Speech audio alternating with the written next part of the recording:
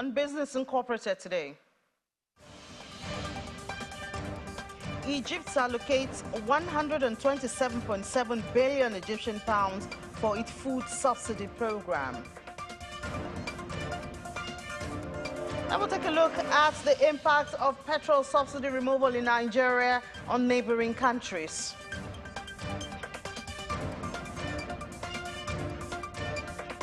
Uganda fisheries threatened by water hyacinth.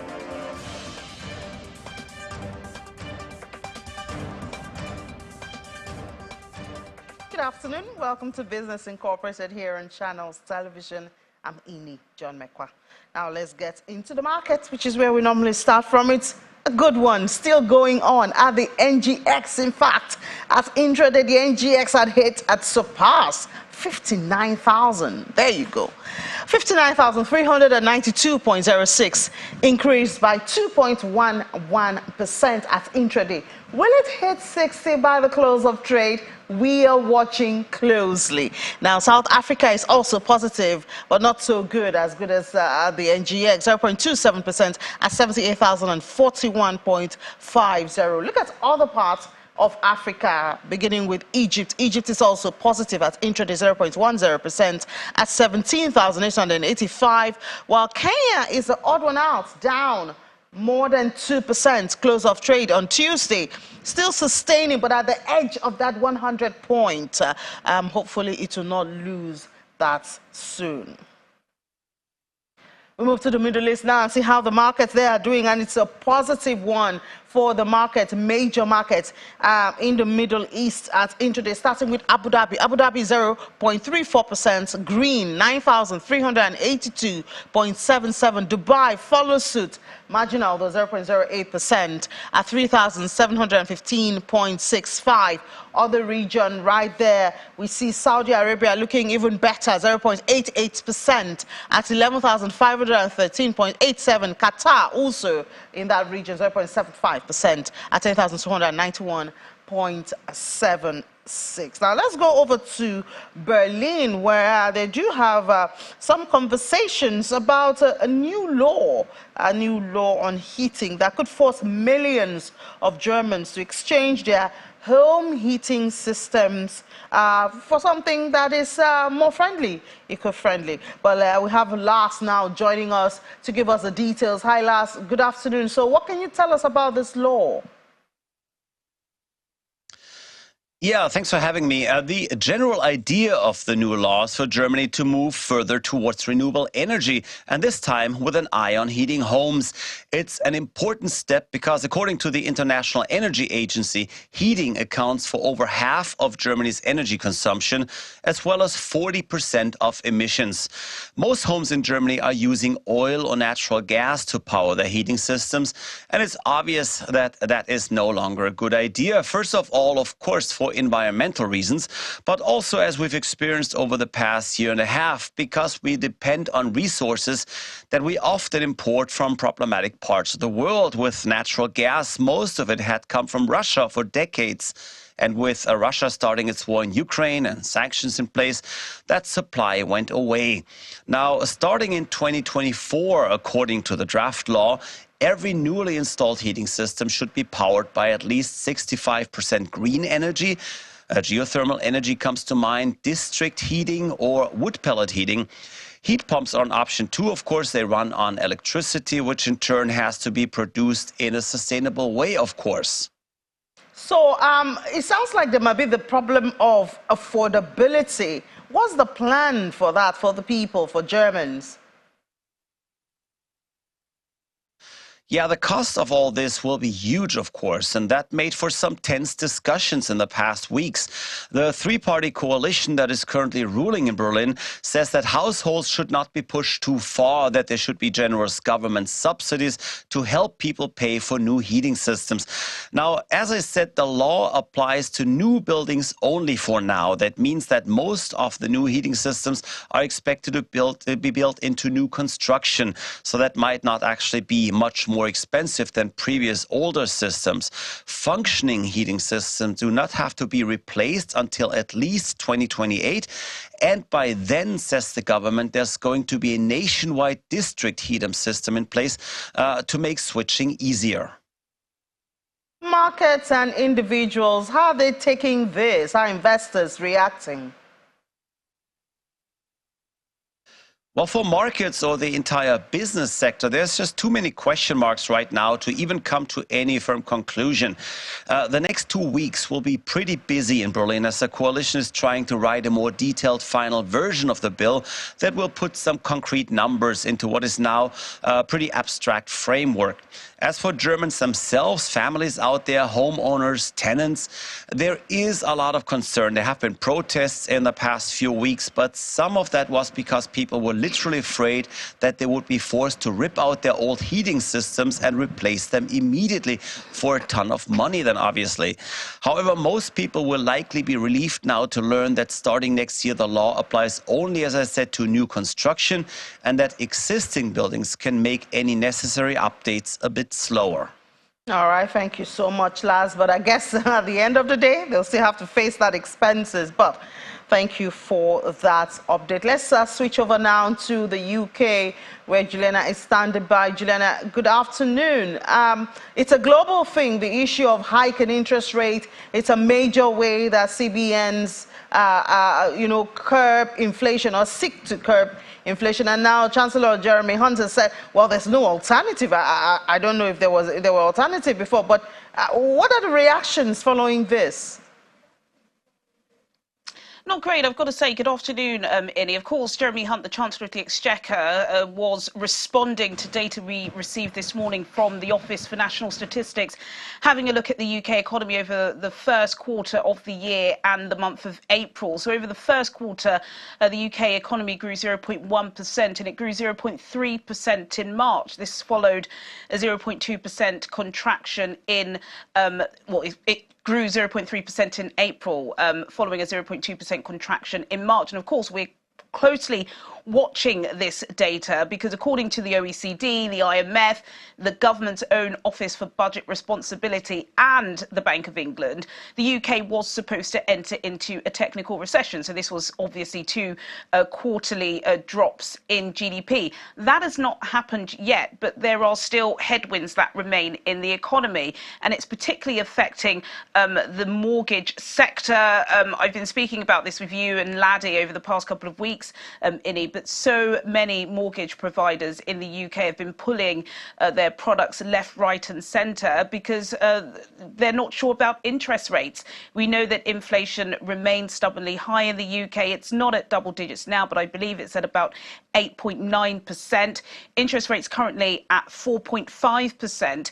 And because of the labour market data we received yesterday showing that wages particularly in the private sector, are growing, there are fears that with more money in people's pockets, they're going to spend more, and that's going to push up inflation, which means interest rates will go up, and the cost of borrowing is going to be very difficult for those with large loans, so those who have expensive cars and they pay a lot of money on that every month. But of course, those who are house owners, and already because we have a significant cost of living crisis, we're seeing mortgage defaults spiral out of control, which is why banks are pulling their products, because they don't want to have any more heartache. So this is a big issue for the Bank of England Governor, Andrew Bailey, who's pretty much under significant scrutiny at the moment. In fact, some people think that he should be getting the sack, similar to what we experienced over the weekend in Nigeria. It's not just the central bank in Nigeria that's under the spotlight, as you quite rightly pointed out, but it is a big issue. Lots of people, Innie, that were not on fixed rate mortgages are seeing that they're paying up to £750 a month more just so they can pay to keep the roof over their head. So it's a huge issue. And the data we received yesterday from the labour market and today's data from the economy does go to show that Andrew Bailey may have no choice, like the Chancellor said, of hiking those interest rates up 0.5% next week. Yeah, unlike the United States, where there's hope, perhaps there'll be a stalling of that hike. But another big thing happening over there in the UK is the Vodafone and CK Hutchinson merger, and I'm sure that's moving the markets one way or the other.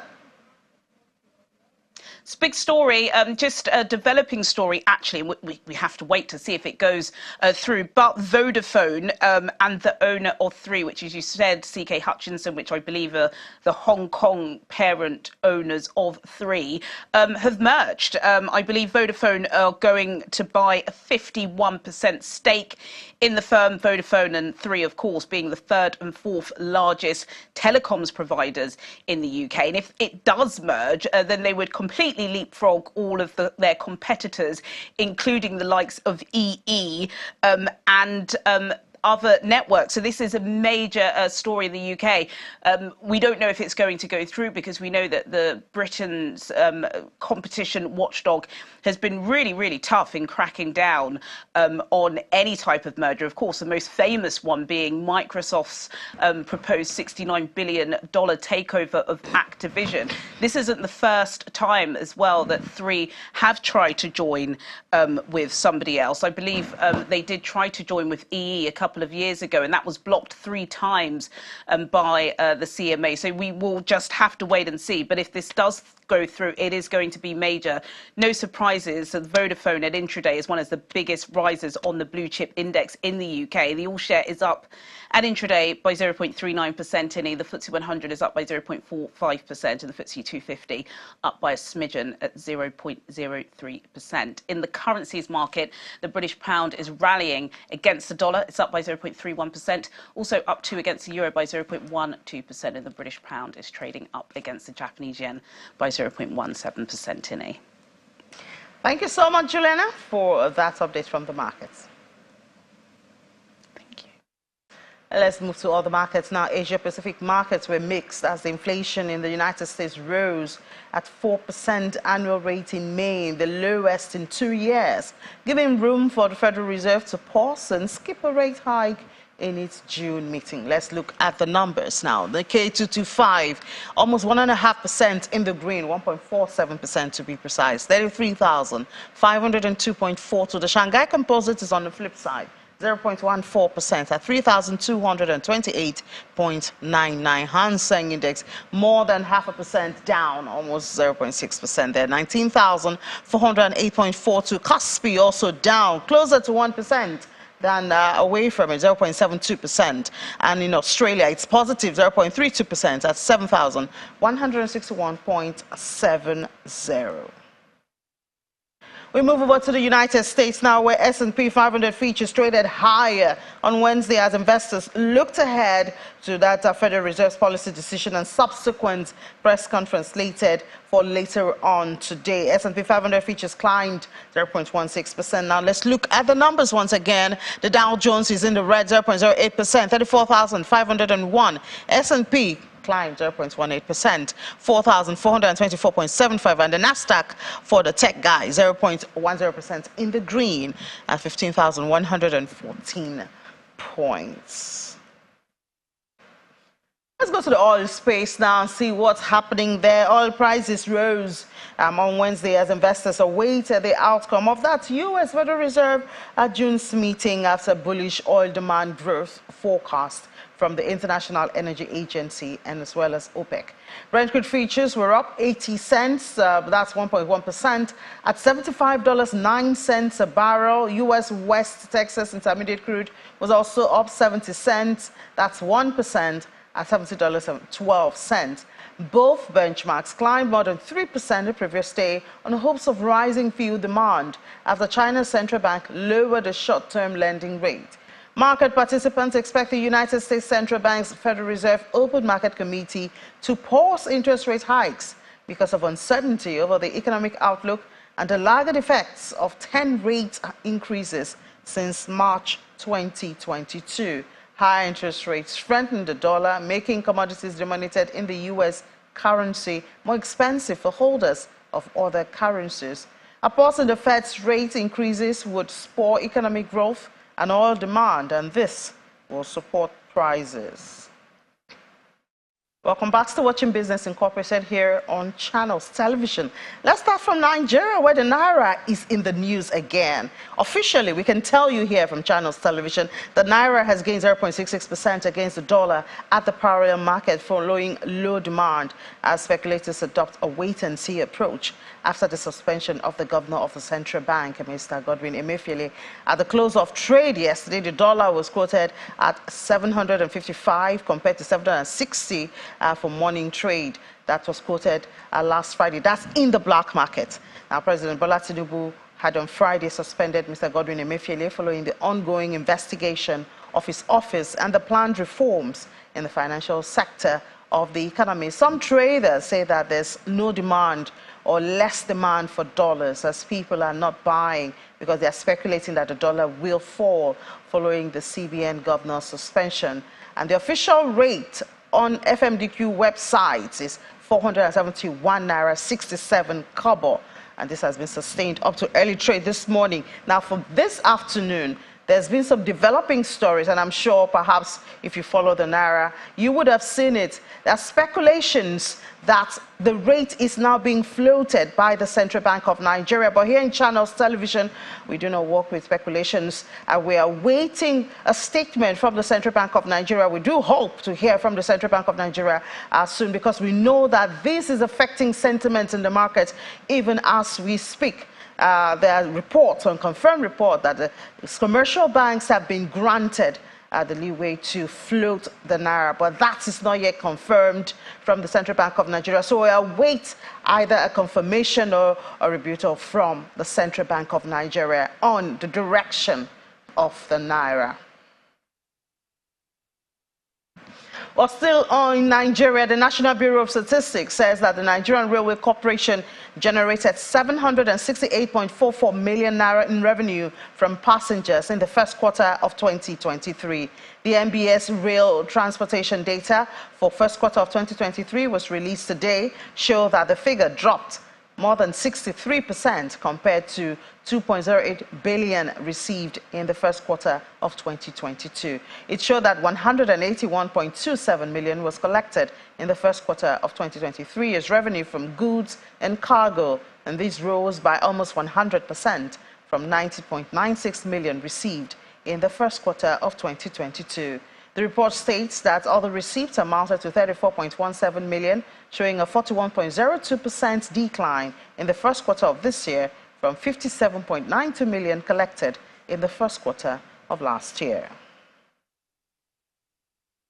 Now, moving on to other stories, but still connected to Nigeria. Now, we know that the prices of petroleum products, especially petrol, has doubled in a lot of the neighboring countries to Nigeria, such as Benin Republic, Niger, and a development linked to the removal of fuel subsidies in Nigeria. The development lends credence to reports that a significant volume of Nigeria's subsidized petroleum products were being smuggled to other African countries. Petrol from Nigeria was regularly moved to neighboring countries like Cameroon, Ghana, Benin Republic, as far as Sudan, which is a North African country. In Cameroon, for instance, fuel from Nigeria used to sell for about 350 cefas, while fuel from Cameroon itself went for as high as 650 cefas in petrol stations.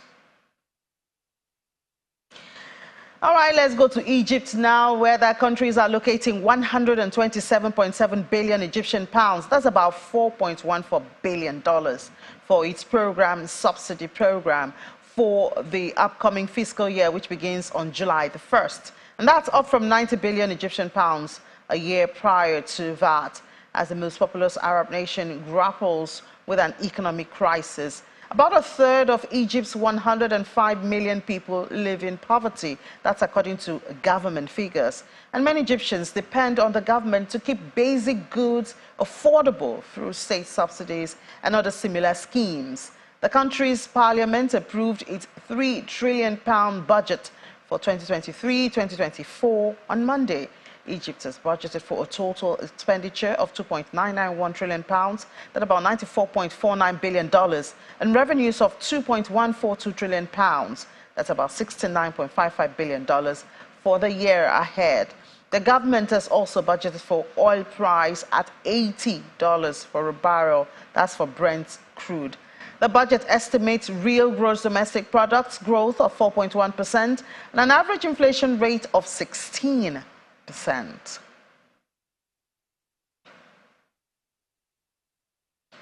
Go to Uganda now, where rapidly spreading water weed known as water hyacinth is becoming a problem for especially those who are connected to the lakes and fish industry. Lakes Edward and George within the Green Elizabeth National Park and Conservation Area are the areas that are facing this the most. Over the past 2 years, the weed initially appearing in small portions has multiplied, forming large patches that float along the banks of the channel. The Kazinga Channel is a crucial breeding ground for fish in lakes Edward and George, providing a livelihood for 11 fishing communities within the Queen Elizabeth National Park. Moreover, the channel is home to hippos, crocodiles, birds, and elephants, serving as a significant attraction for tourists who enjoy boat cruises while observing these animals.